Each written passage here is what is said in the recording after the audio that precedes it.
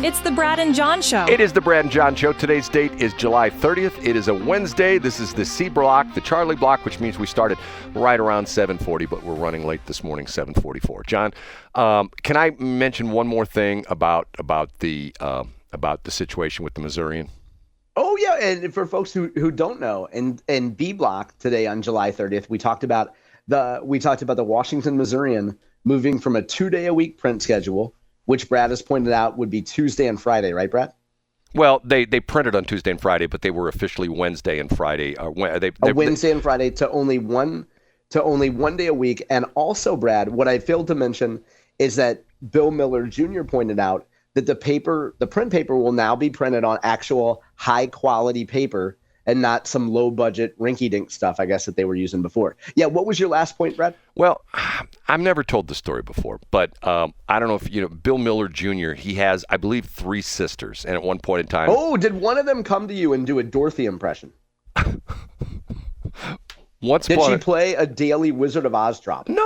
Once upon John, would I make up something like this? No. Okay, so he has 3 sisters. Okay, right. I believe he has 3 sisters. And do they live in the land of Oz? No, they don't live in the land of Oz. Oh, okay. What happened? And when I first bought the radio station, they called me up and they said, "Oh, you're the new owner of the radio station." And I can't remember which one of them. They decided they were going to come in and interview me. And she walked into the studio. She's very nice, and she smiled at me. She says, "Brad, I only have one question for you." And I go, "Oh, what was it, Brad?" Yes, what's that? And she said, "What would you do with a brain if you had one?" Then you kicked her out because her red shoes were not comfortable shoes. John, you only like women that lack self-respect and wear lazy shoes in public. John, how did you know I was coming with that one? How did you know? Because it had been 48 hours since you had played a Wizard of Oz drop, and I knew that you were itching for it, Brad. It's like your safety blanket. You get very anxious when you talk about the Hoffmanns, so you look for something to comfort you, and it's a Wizard of Oz drop. You know, it's their money. They can do what the hell they want with it. And you're not angry about it at all. No, but see, John, once again, let me go back and give this example. What was our first show we did? You gave the date a minute ago. 11/20/23. So it was Camo X in 2023, right? That's right. Okay. What if we came on the air very first break and said, "Oh, this is the Brad and John Show. If you think that you know some great radio shows that have been in the St. Louis area, if you remember Jack Carney, you remember J.C. Corcoran, you remember Stephen Randy Raley. You remember Randy Raley. They ain't seen nothing yet. This Brad and John Show is going to, within a couple of weeks, become the numero uno radio show in the St. Louis area. Matter of fact, by the time the years end, remember we started on the 20th of November, by the time the years end in 2023, all the other radio stations are just going to turn their transmitters off when we're on the air because of the fact that we will have every single listener in the St. Louis area. There won't be any other radio stations with any listeners. The Brad and John Show will be the only radio show people will listen to in morning drive. Okay, and if I came out and said that, what would you say, John? Well, at the time, Brad, I'd say you couldn't hear our show unless you were living underneath the transmitter. That would have been my first comment. Secondly, Brad, you are an avid proponent, and you mention it more than once a week. You mention it almost as often as you mention Gary V or the perfect traffic stop. Under promise, over deliver. Right. Now, Brad, one of your mental blocks is that in every situation in your personal life and in your business life, you want people to take the same approach that you do. So because you underpromise and overdeliver, you look at someone on the opposite side of the spectrum, like David Hoffman, and you say, David should do it the way I do it. Well, I think David should do it the way he does it. And just because I wouldn't go out and make a big splash and say, I just started this project and it's going to be the greatest project ever. Just because I wouldn't do that doesn't mean it's not right for David. It just means that you wouldn't have done it that way, Brad. I just don't think that you I've never been the kind of guy who's going to stand up in a room and go, you know, I'm the smartest guy in this room, and I'm the most successful guy in this room, and if you don't believe me, just watch me, because I'm going to own each one of your businesses in this room. That kind of bravado, it comes back to just haunt you. I really think. Yeah, I mean, I think if you believe in karma, which I don't, I think that might be true. I wasn't there in the same rooms that you've been in, Brad, when the Hoffman people And let's face it, it's never been David Hoffman. It's just been his people, right? Yeah, but once again. Okay, so David Hoffman never said that, but somebody who reported to David Hoffman would say that. The guy was, I can't remember his name anymore. But we get it. We don't need to. I don't think we need to split hairs here. But what you're saying is that that by coming out with a lot of flash, and folks can hear this entire argument from Brad. It was a 17-minute soliloquy from Brad. I actually put a link to it up today on johncombest.com, Brad, because I anticipated your angst on the show today. And so you can hear Brad's entire dissertation about ruining a biker bar and some halfway believable story about the Hillerman Nursery. You can hear that by going to my website today. John, the situation is that, do you have a BS detector? I think I do, yeah. Okay. I don't know how many years ago this was, 2 or 3 years ago. I sat through a presentation at the Cottleville Weldon Springs Chamber of Commerce meeting. Matter of fact, it was at Loggins and Messina. And for people who know me, will know where Loggins and Messina is because I can never remember the name of the place. It's in Cottleville. I call it Loggins and Messina. Go ahead. And it was the guy, what's his name, Simon or something like that. Don Simon, I believe is his name. And he gave this presentation. And I'm thinking to myself, I have just seen the most unbelievable BS job in my life. I mean, I have been in some rooms where I've seen some seminars and I've been, seen presentations where I thought to myself, this is 110,000 BS. And to the point where I sat there and to the point where I got to find it on my phone. I took pictures of these slides they were putting up showing, well, here's where we're at right now with attendance in Augusta. And it was almost like a cartoon kind of thing where like it was this graph. It showed like, like the red lines going, it's like very low down the graph. Then all of a sudden it starts to shoot up and then it goes off the top of the chart. So Brad, wouldn't this, I'll preempt the story. I'll mercifully preempt this for people who are still listening. Wouldn't this go to show that the market works itself out? And by your argument, people who overpromise and underdeliver, businesses close, companies go out of business, subsidiaries go out of business. You seem to be making the point that the free market works and the Hoffmanns have failed with all this stuff. So isn't that just a fact of life? So what about it makes you the least bit emotional? Well, like, why do you care? I'm a small business person, John. And how is this hurt? This has hurt you besides you have some sort of Hillerman story. No. But besides that, how does the Hoffman success hurt you? John, you and I are opposite sides of the fence because of the fact I'm a small business person. And on a daily basis, I see small business people being eaten up by big companies. Perfect. Yeah, it's called efficiency in the free market. You're right, Brad. Right. But unfortunately, like perfect example, okay? I recently, I don't want to go too much detail in this, recently helped out someone of my family members, okay? This happened over the weekend. And this was a particular problem they had with their house. And I was there helping them, and they were telling me the story about the company that they had used to fix this problem was a locally owned company, and that company got bought out by a big company. And it used to be that the guy showed up to fix whatever this was, and okay, let me get to work with it. And now the guy comes in the front door and he's got his iPad. Well, let me show you what else we can do today. We can do this and this and this, and we can do this. And he's going to try to upsell you on stuff. Upsell. And if people don't like it, they can hire another company, right? Right. Well, the problem is if you hire another company that's owned by one of these same conglomerates, you get the same guy with the same iPad or just presentation. Call your dad and he'll do it at a reduced price. Right. You call your dad. That seems to work out pretty well. Or call your uncle. So the idea is that big companies are efficient, and instead of sending some 70-year-old codger with bad eyesight over to try to fix something, they actually send a young man with an iPad who tries to make some sales and make a little bit of money, and that's a problem. Okay. Last thing I'll say about this.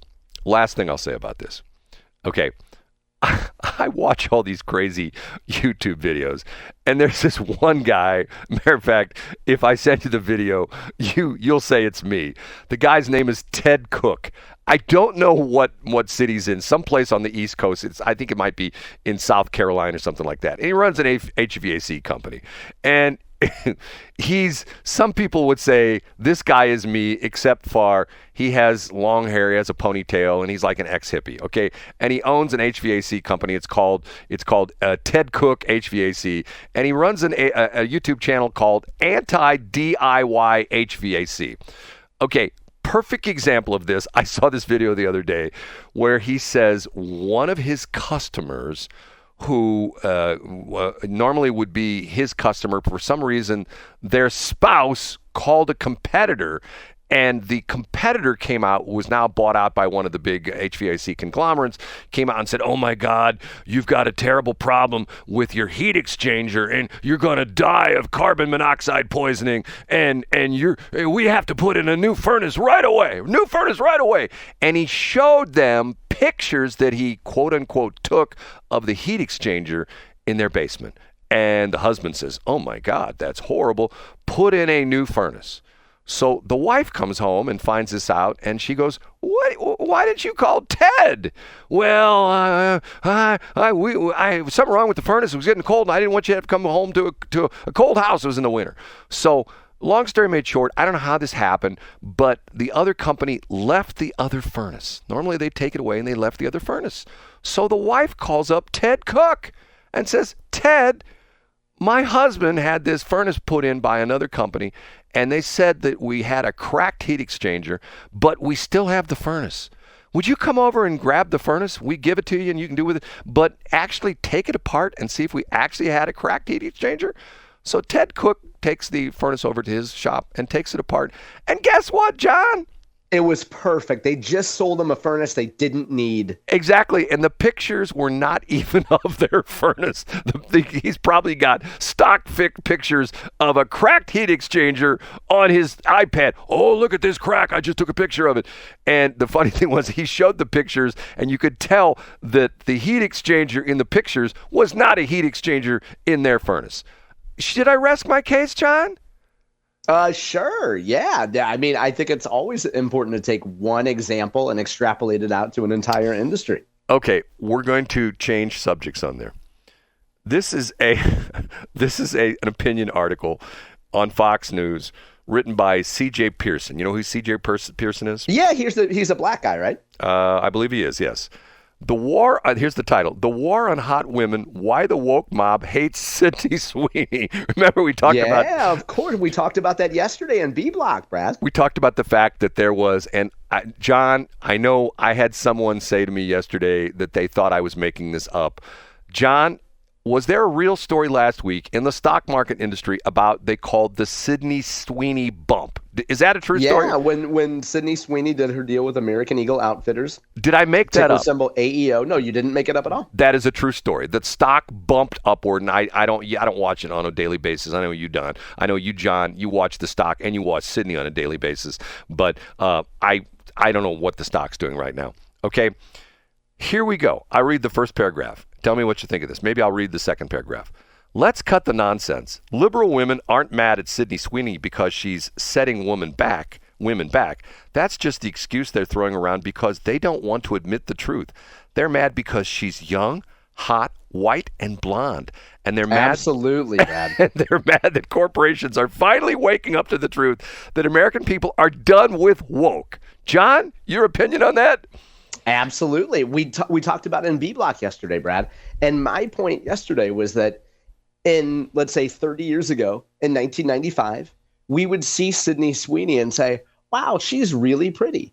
But in a land of Pamela Anderson and Jenny McCarthy and Yasmin Bleeth and Carmen Electra, she would be another pretty face. But because we're fed a steady diet of disgusting, blubbery, people of color, we see a beautiful woman like Sydney Sweeney, very white, with a beautiful figure, and we're shocked that she's on our screens and on our laptops and other things. But we shouldn't be, because that is beautiful. A disgusting, huge pile of flesh certainly has value as a human, but we don't want to see it squeeze into something from, Lane Bryant and jiggle along a runway. That's disgusting. We want to see Sydney Sweeney. John, let me read you the third paragraph. Okay, ready for this? If she were 300 pounds and identified as gender fluid, she'd be hailed as revolutionary. If she threw her pronouns into every interview, wore a feminist crop top to the red carpet, and spouted progressive talking points on cue, they'd be tripping over themselves to give her a GLAAD award. And because Sydney Sweeney simply exists, confident, traditionally feminine, and not bending the knee to the woke agenda, she's a target. John? Summed up beautifully. What I hope doesn't happen is I hope at some point I can see the next iteration of this, someone around Sydney Sweeney getting her to backpedal a little bit or getting her to do something progressive to say, you've really pissed off our side. You need to do something to show that you're still an ally of chunkers and queers and other things like that. Okay, you said it yesterday. We talked about this, Marketing 101. People, for the most part, when they look at models, they say to themselves, I want to look just like her. Correct? Yes. You're exactly right. It's aspirational. Brad. Aspirational. That's the thing. And to a certain extent, that is what advertising does. It creates an aspirational view, an aspirational motivation that you want to be driving that new BMW. You don't want to be driving that Hyundai. You want to be wearing those nice clothes from a nice clothing store. You don't want to be buying stuff at Goodwill, right? It's aspirational. Correct, John? You're absolutely right. Although I still purchase clothes at Goodwill, Brad. I mean, let's be honest. I can't imagine not shopping at Goodwill. But yeah, the solution to your problem is there's a gap. There's a delta between where you are today and where you could be. And you will fix that gap. You will close that gap by purchasing this item or this service. I got another thing to say, but we're past our time. John, say goodbye. See you tomorrow, Brad.